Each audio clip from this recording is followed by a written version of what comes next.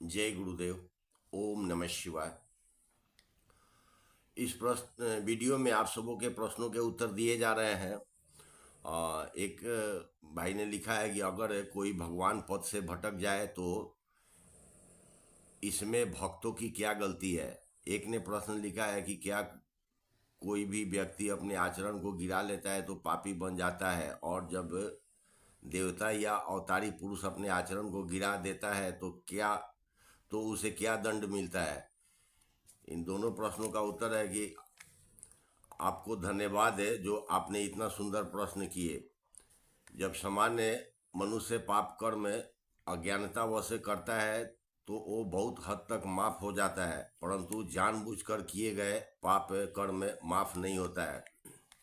सामान्य मनुष्य के पाप कर्मों का दंड तो यमलोक के नियमों के अनुसार होता है।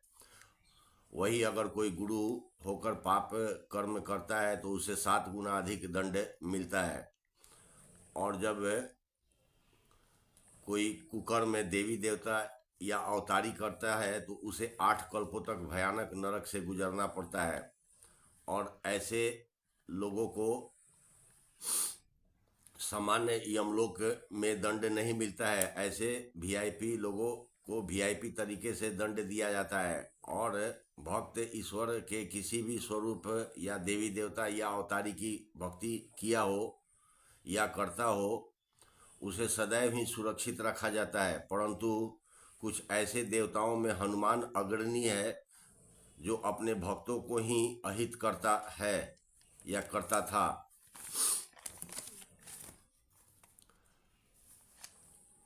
एक ने प्रश्न लिखा है कि हम लोग जो प्रयाग कुंभ जाकर स्नान करके ये सोचते हैं कि हमारे देवी देवता का कृपा मिलेगा, परंतु हमें हमेशा ऐसा लगता है कि हमारे देवी देवता कोई बंधन में है। आपने आज सही बताकर आंखें खोल दी है। एक ने प्रश्न लिखा है कि मुझे भी लगता है कि सृष्टि भगवान नहीं दानव चला रहे हैं।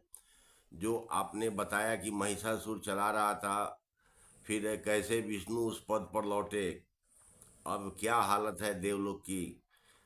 क्या अभी भी देवतागण दानवों के बंधन में है? क्या वो अब पूरी तरह से मुक्त हो चुके हैं? क्या वो सब जन कल्याण के कार्यों में आगे आएंगे? इनका उत्तर है कि पिछले 4000 वर्षों की गंदगी जो रामकृष्ण के कारण हुई है उसे 1-2 दिन में साफ नहीं किया जा सकता है। फिर भी सुधार कार्य जारी है जो बहुत जल्द ही पूरा होगा। आप सब लोग शुद्ध आत्माधारी है, इसलिए परमेश्वर ने आप सबों में चेतना के माध्यम से गंदगी का एहसास कराया था। इस संबंध में हम 2 ऐसे घटना का जिक्र आप सबों को बता रहे हैं। दुष्ट हनुमान बिना मतलब का हमसे आकर लड़ते रहता था और हमारी जितनी उम्र है उसके 90% यानी 90% हिस्सा उससे लड़ने में गुजर गया। तब एक रात हनुमान ने कली राक्षस को लाकर हमारा जो घर है उसको घेर लिया था।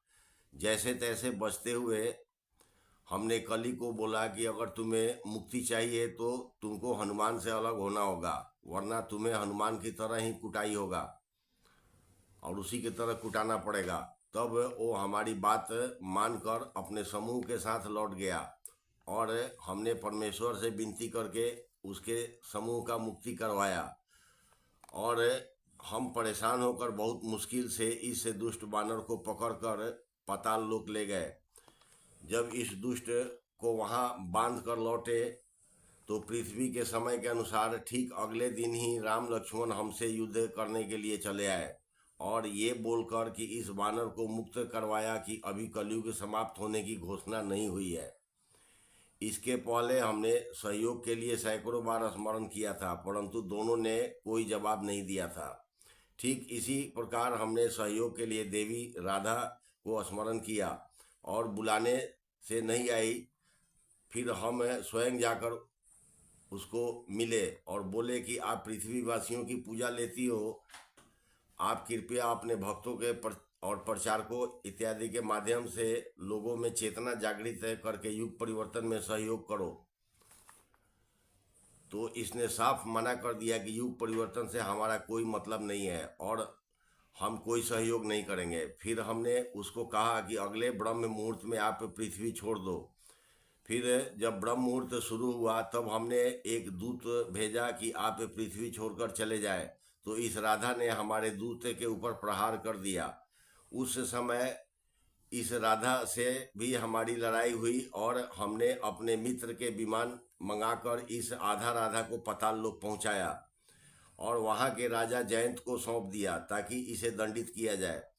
तब भी ये श्री कृष्ण ठीक अगले दिन शाम को अपने कुकर्मी भाई बलराम के साथ आकर खड़ा हो गया और बोलने लगा कि जब तक युग परिवर्तन की घोषणा न हो तब तक इसको नहीं हटाए। हम बाध्य होकर राधा को छोड़ने के लिए बोले। तब हमने महर्षि मरु और देवापी को बुलाया, तब जाकर युग परिवर्तन के कार्य आगे बढ़ रहे हैं। फिर हमने दुष्ट हनुमान को तो पृथ्वी से हटा दिया और अब आधा राधा को कभी भी पृथ्वी से बाहर करूंगा। ऐसे नालायक देवियों को हम पृथ्वी पर नहीं रहने देंगे।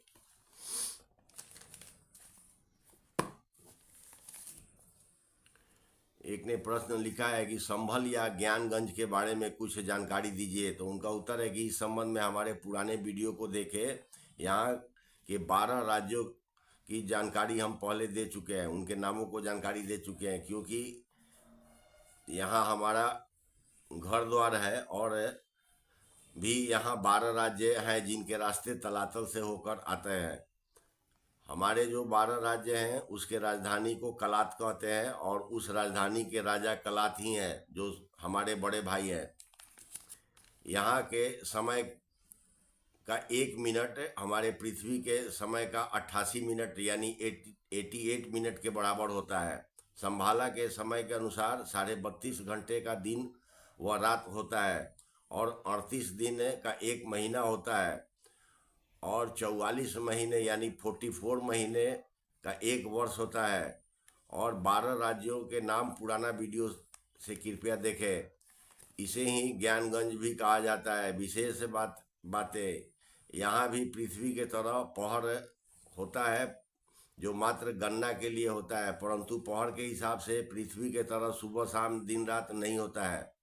यहाँ मनियों के द्वारा प्रकाश होता है। जब पूर्ण सतयुग होगा तब पृथ्वीवासी घूमने फिरने जा सकते हैं। वैसे पृथ्वी पर अर्ध सतयुग का समय को घटाकर 62 यानी 62 ईयर्स किया जाएगा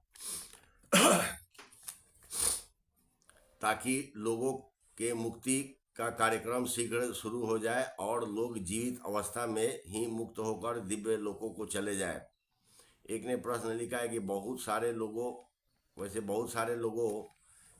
के मिलता जुलता सवाल है कि रामकृष्ण के द्वारा उत्पन्न संकट को देखते श्री विष्णु की पूजा करना चाहिए या नहीं। उनका उत्तर है कि ऐसा है कि श्री महाविष्णु सबसे ऊपर होते हैं और श्री महाविष्णु के पद को धारण करने वाला स्वयं परमेश्वर के द्वारा इस पद को भरा जाता है। जब कोई अवतार या श्री विष्णु या श्री नारायण अगर नहीं भी होंगे तो भी श्री महाविष्णु पूजा स्वीकारते हैं। जैसे समझे कि श्री विष्णु के अधीन अगर कुछ 100 ग्रहों की जिम्मेदारी होती है तो उससे भी ज़्यादा श्री नारायण के अधीन ग्रह होते हैं, परंतु श्री महाविष्णु के अधीन सभी ग्रहों की जिम्मेदारी होती है, यानी करोड़ों ग्रहों की जिम्मेदारी होती है। ऐसा ही समझे। एक ने प्रश्न लिखा है कि क्या हो गया, राम कृष्ण तो मेरे तन मन में है जैसे तुलसीदास के तन मन में थे, वे गलत नहीं हो सकते। एक ने प्रश्न लिखा है कि महाप्रभु श्री राम और श्री कृष्ण सिर्फ इसी ब्रह्मांड नहीं सारे ब्रह्मांडों के स्वामी हैं, उनसे बड़ा दयालु कृपालु कोई नहीं। अगर आपकी बात में सत्यता है तो भी उनके जैसी इच्छा, क्योंकि वे ही सबके कर्ता धर्ता है और उनमें कोई दोष नहीं है। मैं स्वयं उनका बिना मोल बिका हुआ एक तुच्छ भक्त हूँ, और आपकी वाणी से मेरी भक्ति और दृढ़ हुई है। प्रभु श्री राम व श्री कृष्ण सबको सद्बुद्धि दे, वह सबको खुशी रखे, सबको निर्मल भक्ति प्रदान करे। इसी सद्भावना से आपको सादर नमस्कार। बहुत अच्छा प्रश्न किया है भाई ने। इनका उत्तर है कि आप दोनों के तन मन की भक्ति को हमारा भी नमस्कार है। ऐसे भक्तों को हम सदा नमन करते हैं। और हम ना तुलसीदास हैं, और ना ही सूरदास है, और ना ही हम कबीरदास हैं, और ना ही हम कथित मर्यादा पुरुषोत्तम के तरह हैं कि एक साधारण व्यक्ति के आक्षेप लगाने से अपनी ही गर्भवती पत्नी को त्याग दे। और ना ही हम लक्ष्मण को बलात्कारी रावण के पास शिक्षा लेने के लिए भेजने वाले हैं। अगर हमारे पत्नी को कोई आरोप लगाएगा तो हम तत्क्षण उसका गला काट देंगे, परंतु त्यागेंगे नहीं। और जिसको अपने गुरु पर विश्वास नहीं होगा, वही कुकर्मी रावण के पास शिक्षा लेने के लिए अपने भाई को भेजेगा। और हम तुलसीदास व कबीरदास के तरह भी नहीं है कि माया जो दिखा दे उसे ही ग्रंथ में लिख कर परोस दें, ताकि पीढ़ी दर पीढ़ी लोग गुमराह होते रहें। ऐसे ही सीधे साधे लोगों को ग्रंथों के माध्यम से गुमराह करने वाले महर्षि वेदाव्यास भी काट कर फेंक दिए गए हैं, और गलत कार्यों में शामिल वेदाव्यास के तीनों पुत्रों को मौत की नींद सुला दी गई है। अतः जो लोग गुमराह है वह दूसरे को गुमराह करके उनके लिए नए युग में गुमराह करेंगे। उनके लिए नए युग में ऐसा न्याय भी होगा कि उनके अंश वंश समाप्त कर दिए जाएंगे। आपके प्रश्नों के माध्यम से लोगों को बता देता हूं कि भविष्य में कोई नया ग्रंथ लिखने के लिए वेदाव्यास जीवित नहीं रहे, और कोई भी जो लोगों को गुमराह करेगा उसकी दुर्दशा महर्षि वेदाव्यास के तरह ही होगा। और सभी धर्म में गुरुओं की निगरानी लगातार हो रही है। जैसे हॉलीवुड और बॉलीवुड को कोयला मंत्री के हवाले किया गया है, ठीक है, ऐसे ही हाल कथित धर्म गुरुओं की जाएगी। आपके प्रश्नों के माध्यम से बता देता हूं कि अब नाथ संप्रदाय के सभी नवनाथों को भी मौत की नींद सुला दी गई है। अतः अब नए युग में नाथ पंथ व जैन पंथ को भी नहीं रखा जाएगा। बाबा गोरखनाथ व मच्छेंद्र नाथ को भी मौत की नींद सुला दी गई है, और देवियों की सूची से आधा राधा को हटा दिया गया है, और अब इनको पृथ्वी से भी हटा दिया गया है। परंतु शैतान बानर की अच्छी कुटाई जारी रहे, इसे नए युग में सड़कों पर जरूर घुमाया जाएगा। फिलहाल इसे पृथ्वी से बाहर रखा गया है, और भविष्य में कोई भी नालायक देवी देवता या वास्तु के देवी देवता भी इस पृथ्वी पर आने से 100 बार सोचेंगे। यानी कि ये स्पष्ट समझ लीजिए कि भविष्य में वास्तु दोष का भी कोई गुंजाइश इस पृथ्वी पर नहीं रहेगा, और वास्तु दोष का पूजा लेने के लिए कोई देवता या राक्षस इस पृथ्वी पर नहीं आएंगे।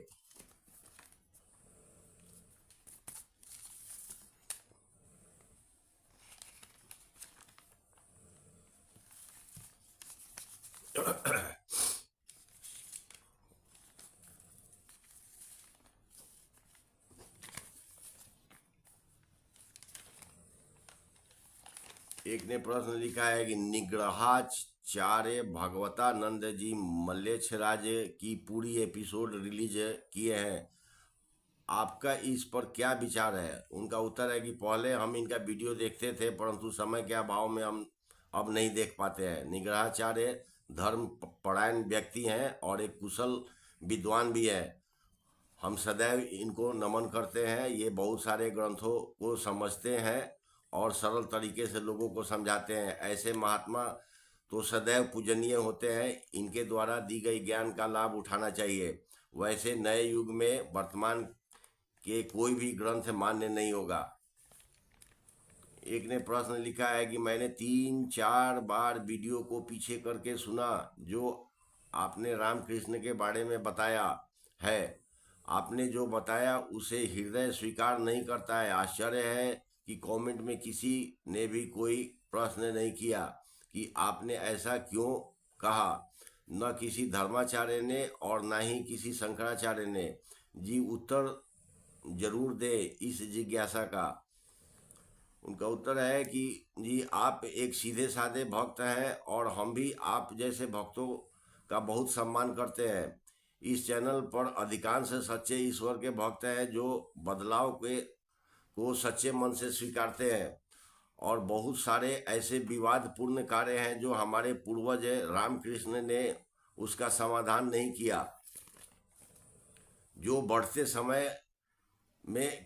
समय के अनुसार और भी जटिल हो गया है। ठीक ऐसे ही वर्तमान के धर्मगुरु व शंकराचार्य भी सोचते हैं, और अधर्म को बढ़ाने के लिए मिलावटी ग्रंथ भी बहुत जिम्मेदार है। जैसे राम को पता था कि रावण के हजारों सिद्ध शरीर भी है। जब रावण ने वध किया था तभी सभी सिद्ध शरीरों का वध कर दिया होता तो आज रावण पुनः जीवित नहीं होता। ठीक इसी प्रकार शंकराचार्य को भी पता है कि श्री विष्णु के 9वें अवतार दिवाकर बुद्ध है, फिर भी साधारण लोग भ्रमित होकर गौतम बुद्ध को ही 9वां अवतार समझते हैं।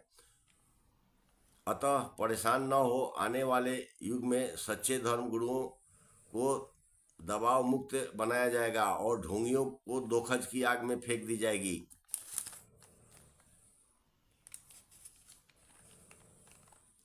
एक ने प्रश्न लिखा है कि हम सभी सनातनियों के मंत्र जप ध्यान पूजा पाठ इत्यादि सत्कर्मों के फल को हमारी सहायता करने के बजाय हमारे पूर्वजों व हम सताने वाले शैतानों और शैतान के पुजारियों को देने वाले कौन कौन दुष्ट देवता हैं, और किस किस तरह से घोर पापियों को आगे बढ़ाया है, और वर्तमान में क्या ऐसा हो रहा है, आदि आदि कृपया बताएं। फिर लिखा है नेमार सूर्य ग्रह के निर्माण कराने के कारण पर समय हो तो प्रकाश डाले। इनका उत्तर है कि आपने अपने द्वारा किए जाने वाले पुण्य कर्मों के संबंध में बहुत सुंदर प्रश्न किए हैं। अभी पृथ्वी के आसपास है करीब 100 यानी 100 ग्रहों पर सफाई कार्यक्रम चल रहा है, और नेमार सूर्य ग्रह या इसके जैसे अनेकों ग्रहों की रचना त्रेता काल में नपुंसक राजा दशरथ के इच्छाओं से हुई थी। राजा दशरथ नपुंसक होने के कारण शादी नहीं कर रहे थे।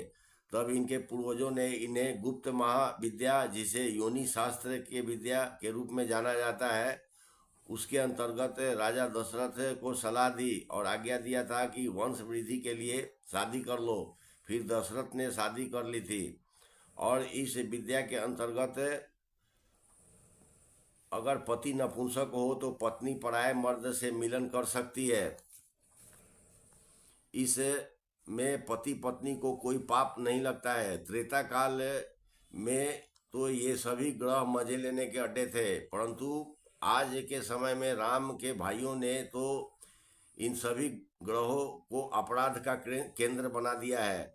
इस संबंध में कुछ ऐसे ही ग्रहों की जानकारी दे देता हूँ। जैसे पहला नंबर है बंधन बार ग्रह। इस ग्रह को भी त्रेता काल में नपुंसक दशरथ के पत्नियों के लिए बनाया गया था। यह ग्रह भी पृथ्वी व मंगल के बीच में है। यह ग्रह छोटे छोटे 7 ग्रहों का समूह है। आज के दौर में सुंदर 2 एयरपोर्ट भी हैं। यहाँ 4 देशों यानी ऑस्ट्रेलिया, जापान, इजराइल और यूएसए के बड़े बड़े टावर व सैटेलाइट लगे हुए हैं। यहाँ भी राम के भाई लक्ष्मण ने त्रेता काल में 3 लाइन की सुरक्षा घेरा लगा रखा है। यहाँ की 40 लाख की संख्या शैतान और पुरुषों की है। ये सभी ऐसे शैतान हैं जो कई देशों के भगोड़े हैं, तो कई बड़े आतंकवादी नेता हैं, और कई ग्रहों से यहाँ ये 40 लाख पुरुष आकर के रह रहे हैं। यहाँ पृथ्वी को अनेकों देशों की मुद्राएं चलती हैं। जैसे पृथ्वी पर रुपया पैसा चलता है, वैसे वहाँ भी अनेकों देशों की मुद्राएं चलती है। इसके अलावा यहाँ सोने से भी नशे की दवा की खरीद फरोख्त की जाती है।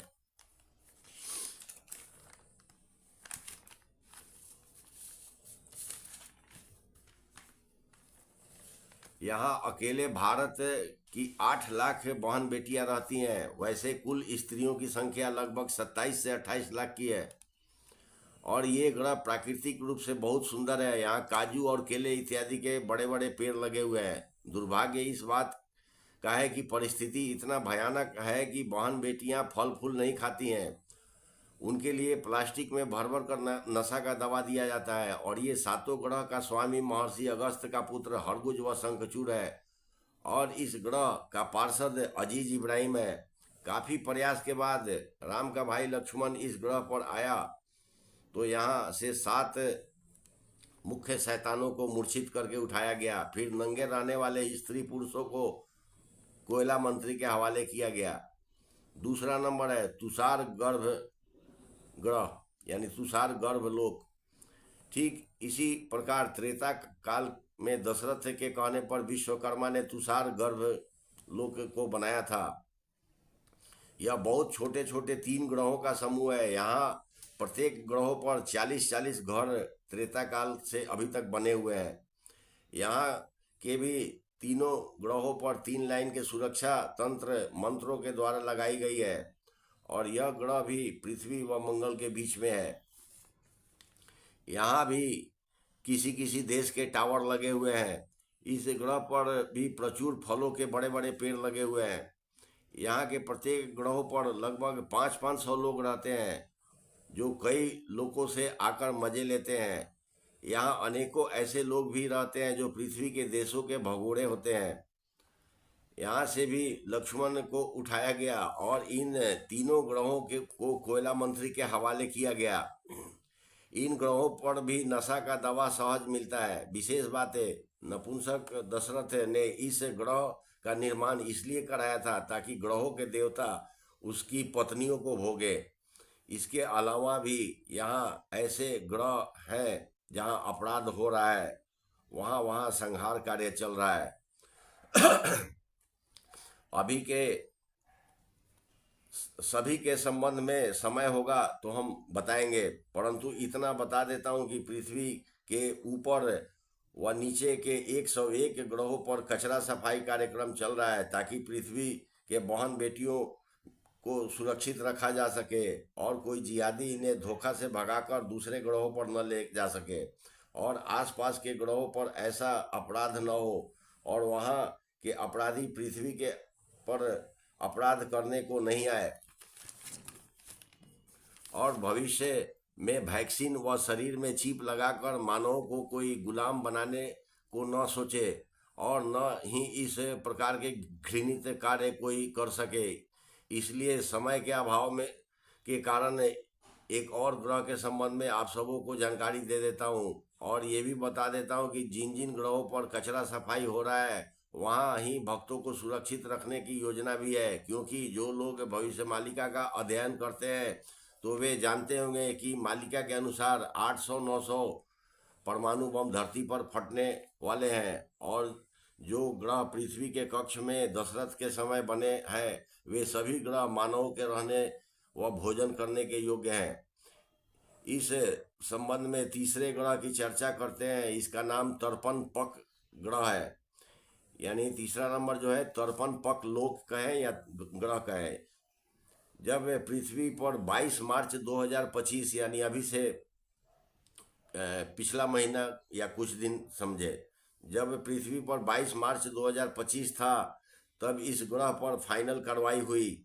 हालांकि हम इस ग्रह की निगरानी स्वयं 1996 से कर रहे हैं। यहाँ 4 प्रकार के सुरक्षा तंत्र मंत्रों के द्वारा लगाई गई है। सुंदर दरवाजा और हरे भरे फलदार पेड़ से भरा हुआ यह ग्रह है। यहाँ खेती बाड़ी भी होता है, जो एलिट ग्रुप वाले लोग अपना खेती करते हैं। यहाँ का दिन रात पृथ्वी के हिसाब से 38 घंटे का होता है, यानी 38 आवर्स का एक दिन और रात होता है ये पृथ्वी के हिसाब से। और यह ग्रह दशरथ के नपुंसक होने के कारण महर्षि विशाल भारद्वाज ने दशरथ के पत्नियों से मिलने के लिए त्रेता काल में विश्वकर्मा से करवाया था। यानी विश्वकर्मा ने इसका निर्माण किया था। और वर्तमान के समय में यह ग्रह 8 ग्रहों के परग्रहियों के भोग विलास का केंद्र बना हुआ है, जो इसके आसपास के ग्रह हैं। और यहाँ नशे का दवा खरीदने के लिए पृथ्वी के कई देशों की मुद्राएं चलती हैं। और राम के प्यारे भाई लक्ष्मण ने अजीज इब्राहिम को यहाँ का पार्षद बना रखा है। यहाँ करीब 400 परिवार को रहने, 400 आदमी को नहीं, 400 परिवार को रहने के लिए बड़े बड़े भवन बने हुए हैं। ये घर भी त्रेता काल में ही बने हैं। 22 मार्च 2025 को संध्या में हमने शैतान लूसीफर के 2 मुख्य अतिथि को यहाँ से उठाकर सुरक्षित रख लिया है। ये दोनों दुबई से नामीबिया गए थे और फिर लूसीफर के साथ विमान से तर्पण पक ग्रह पर गए थे।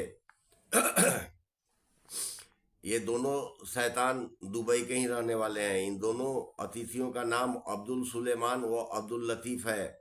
और इन दोनों अमीरों का हमारे लोग अच्छा कुटाई वाला सेवा कर रहे हैं। ऐसे कई ग्रह हैं जहां भारत व अन्य देशों के लाखों बहन बेटियां कुकर्म में फंसी हुई हैं, जहां न्याय कार्य चल रहा है। वीडियो देखने के लिए आप सबों को बहुत बहुत धन्यवाद। ओम नमः शिवाय।